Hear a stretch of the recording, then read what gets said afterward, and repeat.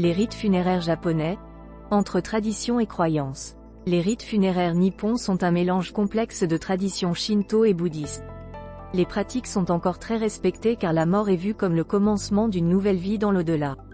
Qui plus est, la peur de voir l'esprit du mort revenir hanter sa famille si elle n'a pas pris soin de bien l'honorer est vive. L'origine des cérémonies funéraires japonaises.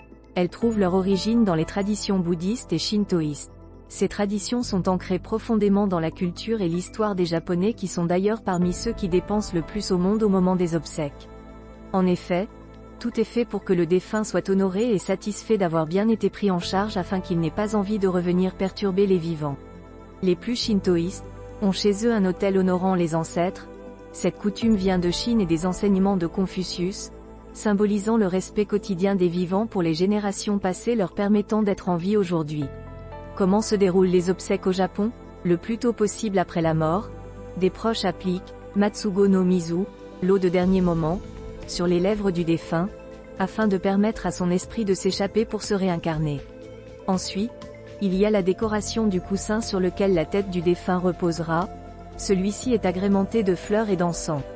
La veillée funèbre se tient généralement le lendemain du décès soit au domicile familial soit dans un temple. C'est le moment pour beaucoup de lui rendre hommage et de voir le défunt une dernière fois.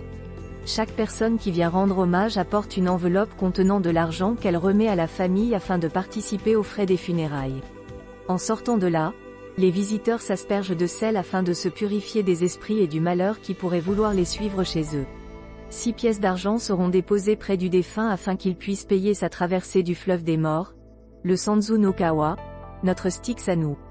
À côté de lui seront également posés un couteau pour l'aider à se défendre contre les autres morts si besoin, ainsi qu'un bol de riz garni de baguettes plantées verticalement, son dernier repas avant de partir. Incinération ou enterrement au Japon? Au Japon, le mort est obligatoirement incinéré, par manque de place mais aussi par coutume. La tradition veut que ce soit des membres de la famille du défunt qui fassent glisser son corps dans la chambre crématoire. Ensuite, les cendres sont placées dans une urne en commençant par celle des pieds puis en remontant doucement jusqu'au crâne afin de perturber le moins possible l'ordre du corps et le repos du mort. Commence ensuite une période de deuil de 49 jours appelée le Shijo Kunichi, durant laquelle une série de cérémonies est tenue tous les 7 jours afin d'aider l'âme du défunt à trouver son chemin. À la suite de quoi une ultime cérémonie se déroule lors de laquelle l'urne sera placée dans le tombeau familial, avec des bougies, de l'encens, une photo du défunt et un prêtre chantant des sutras. Ensuite il y aura une cérémonie le 100e jour après la mort, puis une chaque année à la date anniversaire. Pourquoi les Japonais préfèrent l'incinération? Les Japonais estiment que si l'on respecte le mort, on ne doit pas le laisser se putréfier car il s'agit d'un grand déshonneur risquant de laisser l'âme errante. Cette croyance est issue du mythe de la descente d'Izanagi dans le royaume des morts. Quelle est la couleur du deuil au Japon? En France la couleur du deuil est le noir. Au Japon, le deuil se porte plutôt en blanc, couleur représentant l'esprit, l'âme, afin que le défunt se tourne vers la lumière de l'au-delà.